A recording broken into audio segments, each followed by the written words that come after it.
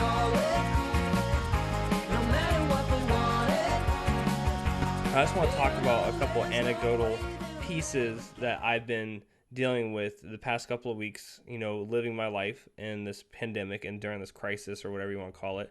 And I want to talk about what I think the new normal is going to look like. And I'm sure Doug has some thoughts on what he thinks the normal is going to look like. And if you guys have anything that you want to weigh in on, feel free to. So I want to start off by saying a couple of days ago, I was at the gas station. It was on a Saturday, and a dad came in with his two kids, right? And they ran straight over to where they typically would have their Frosties set up, like the ices, the flavored ice drinks that are in the big swirly containers. They ran right over there, and I'm guessing this is something that these kids and this dad do like every Saturday because they knew exactly where to go. They knew exactly what they wanted. They were talking about it as soon as they walked into the store. They were super excited. And then, because of the coronavirus and how people don't really know what they can or can't serve, um, the gas station took out the frosty machine. They took out the slushy machine. That's the word, slushy. They took out the slushy machine, and these kids had a meltdown because they were young, like 3 and 5, and they had a meltdown in the middle of the gas station. And then the dad was like, "Well, we'll just go to another gas station." And the gas station clerk was like, "Nobody's selling slushies right now. Like, we can't do that. There's too much contact. There's too much, germs can live in the nozzles and in the mix and everything." So that's just one really small thing, but that was a huge thing to this family. Um, they clearly do this often. This is probably something that they do multiple times a month, probably every weekend. And I don't know, maybe the kids did good in school or did good at a baseball game or something, and they want to go get their slushy, and now they can't. And they have, how do you explain that as a parent that there's a virus out there to kids that don't even understand germs really? How do you explain to them that they can't go get their slushies now because of this? So it's just something that kind of that really makes it real. Like, I'm sure if that dad didn't really think much about this virus, didn't think that the lockdown was that big of a deal, I'm sure he that really made it real for that one person. And that's just a small change in how we're doing things. But I think that if we want to return to a new normal, I definitely think that you're going to see people that are going to be very cautious. There's going to be, if you look at places like China and a lot of Europe, those people have been using the face mask for decades. I mean, China, people routinely walk Oh, around with face masks. Asia, And it's normal. right. So I definitely think that that's going to become more of a global mindset. People are going to look for ways to protect their face and to contain their bacteria. I think people are going to be more mindful of breathing on each other in public, and they're going to be scared to work in large groups again. And I definitely think that our interconnectivity is a huge factor right now. Like, the technology industry is going to boom after all this. It's already been growing exponentially. Technology is one of the best industries to get into. But I think that the telecommunication side of things, the fiber optic internet, the high speed computers, and the capability to have these one on one interactions, kind of like what we're doing right now on Twitch, is going to become normal. It's already becoming more and more prevalent and more normal. And like, when I tell people I stream on Twitch, they're like, "Oh, cool. What's your channel? What games do you play?" Like, they're not like, "Hey, what's Twitch?" Most people now have a decent understanding for what Twitch is or what YouTube is. And industries like that are going to grow. So, you're going to see a lot of new startups coming out for business use that are, like Microsoft Teams type of softwares, but they're going to be more interactive, maybe have a virtual reality implement. And I think a lot of employers are going to see how much money they're saving on overhead and employee costs and building costs, and they're going to have a lot of virtual assignments now, a lot of work from home type jobs. And I think that a lot of our social, at least for the next 2 years, social interactions are going to be limited. I have no idea how places like bars and restaurants are going to reopen after this. I do know that there's going to be a strong, loyal group of people that as soon as they hear the bars are open, they're going to rush out. But you don't make a living off of regulars at bars. You have to get new people in constantly. So I definitely just think that we're going to be more connected than ever in terms of being virtually connected. I think that your cell phones are going to become a way of staying 100% connected all the time, and there's going to be almost a point where you need to disconnect. You know, you hear that a lot already with parents and people saying like you need to disconnect and get back to nature. I think that after all this has happened, people are going to get very dependent on technology, and they're going to get very dependent on that real time global interaction of being able to get, if I want to call somebody in China right now, I could technically do it. I could FaceTime them or whatever. I can call anybody at anywhere in the world and get a hold of them instantly. They can see my face. We can have a actual interaction. It's amazing. And I think that this technology is just going to, because this is going to be prioritized so much over the next 2 to 4 years, I think this industry is going to boom. That's just where I see America going, is it's going to be a much more socially distant but constantly connected mindset. And you get what I'm saying? Almost like a Skynet, Yeah. unfortunately. So that's just where I think. And now to get to a new normal, getting people going back to work and going back to the gyms and back to the bars and restaurants, until we have a vaccine, I don't even want to speculate that. Until we actually have a way to stop the spread of this disease and to stop the growth of this disease, I try not to think about that, because all that's going to do is lead to disappointment. Because you could say, well, give it 6 months and then everything will be back to normal, but it's never going to be normal again. That's the weird thing. So that's kind of what I want to talk about. What is the new normal? Yeah, So, I would just add a couple personal points from what I've experienced. And I know Mojo was talking about the public mental health side of it. And Simply John was talking about some people out there, slow adjusters, not adjusting to things. I know that I've personally, and it's been very surprising to me that I've noticed that it's impacting my mental health to some degree in terms of, you know, getting anxious and anxiety, not over anything in particular, but just being thrown out of my normal routine of going to work and doing. I just feel like out of whack. Like I don't know, and it it's I can feel it kind of impacting me.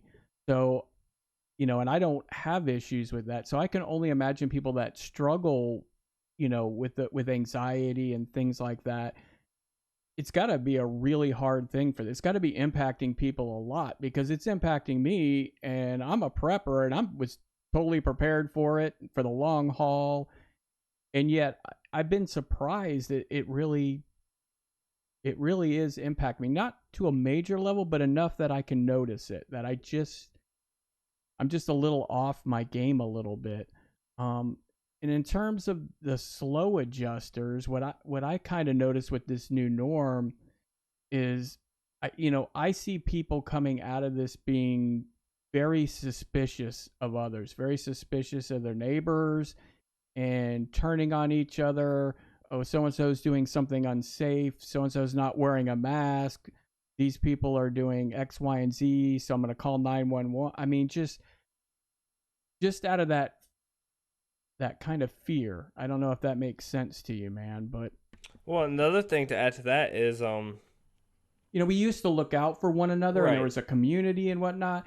And I think people are going to be hypersensitive to what other people are doing. And Well, in that's every not a good neighborhood, thing. they always have that one annoying ass neighbor that's like in everybody's business and is trying to figure out what's going on, and they rule that kingdom. And those same people are going to be the ones calling the cops about, Chris broke curfew. I watched him go to the store and he brought in furniture. That's not an essential. Yada yada yada. I mean, there already are people doing that. Yeah, there are. I was just reading an article where when they passed the curfew laws in New Jersey, they had like 500 calls the very first day, and it was from people ratting out other people. Other people. So yeah, I mean, definitely that's crazy. I don't really like that side of things, because that's going to lead to a lot more violent interactions. I mean, look at how violent people get over that to this day. Like, if you rat on them, you get killed. And so, like, now, the same people, it's going to be more extreme and more extreme. I will say that I don't really have a lot of anxiety issues. I'm pretty good at taking the world for what it is and then rationalizing it and compartmentalizing my emotions. But it has been a struggle for me to maintain level headedness lately. Like it's extremes. Like I'm either really happy or really angry, or you know what I mean. Like there's no, Yeah, it's not like there's not I like I agree. can, if something pisses me off, I can usually do a pretty good job at processing it, compartmentalizing it, rationalizing it, talking through it. But lately, like I've been resorting um to being at the max level. Like there's no build up. There's just like a switch. So like now when things make me happy, I'm like, I can be really happy. But it's also on the opposite end. It's becoming more easy to get like triggered, like to Yeah. have like that snap effect. And I don't really like that. Um Yeah, I probably didn't word it right. It's not like I'm nervous or right. worried, but just yeah, like I swing more from one mood to another and just like not cuz I'm usually really laid back and I just internally I'm kind of swinging from mood to mood and definitely been a slight adjustment. Yeah, simply John, I totally agree with, this the support system's not the same and that lack of interaction, I mean it hurts. I mean, I miss wasn't family interaction, but even work interaction. A lot of good friends at work and stuff, and I miss that daily interaction with them. And I don't know how healthy that is over the long run because I think it's important for us as social creatures to interact with lots of different people. It gives you that balance and outlets for things that now a lot of stuff is staying corked up inside. And I totally agree with the treating it like a deployment. I'm ex-military and approach it the same way. I'm single now and live alone, so I spend a lot of time alone. But there's still interaction, that I had that I don't now from a new normal standpoint. And the other weird thing is I've talked about this before, but I am not like an extrovert. I don't feel like I have to be out doing things. I don't like to go to parties. I don't like going out to bars. I don't really care for doing it. I mean, the one thing I liked to do is really go to the movie theaters, but I'm more comfortable watching a movie at home, in my bed with my own food or whatever. I'm very much happy in an isolated environment. Like, you take me camping, I'm happy. You leave me at home with some video games, I'm happy. But lately, it has been really hard for me to. I guess the problem is when you choose to stay home, it's different because it's your life and you're controlling that. So, like, if you choose to stay home and play video games for 6 hours, it's different than once you put down that video game, you still have to stay home. You're not going to the store, you're not going out for ice cream, you're not going out for quick bites and stuff like that. And as we keep finding more and more research and postings about this virus, um, it really makes you want to stay home. It kind of makes you feel like you need to stay home more because when you realize much dangerous how much more dangerous this could potentially be than we were told just last week. I mean, every week there more information, not the fear mongering media, because none of this is posted in mainstream media. This is stuff that we're doing, independent research on, and we're doing lab study research. It's more like that type of mentality really makes you not want to go out at all because you don't want to take a chance that you could, even if you're healthy, it can mess you up. And then if you're healthy, you have all this potential to give it to everybody else, and then what the virus is capable of. It makes you want to stay home. So like now, every time I go out for any reason, I have to face this like moral dilemma where I'm like, okay, well, I'm an American, I'm freedom, I pay a lot of money to be in this country, I pay taxes, I contribute to society, I'm an adult, I have a car and everything, I want to go. And then when you start to go out, you realize like, okay, I really shouldn't be walking around the store. I don't want to be touching and picking up items and breathing on stuff. And then like every time I see an old person out, I'm like, oh shit, there's like, I feel like I'm giving them a death sentence just kind of being in their vicinity because I could be carrying it right now. Like I haven't been super strict on the quarantine, unfortunately. Like I'm the one when we need stuff from the store, I typically go to the store. And I'm the one going and picking up the fast food because we're still doing fast food right now because it's open. And so some nights when we're feeding 5 people, you just want to be able to go grab something. Yeah.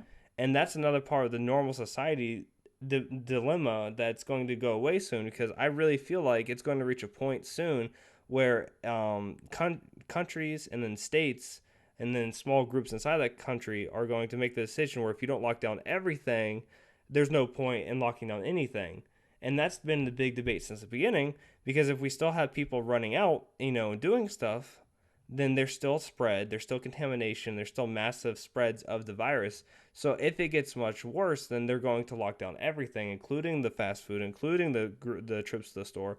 So I just feel like I'm worried that that's going to start affecting me even more harder.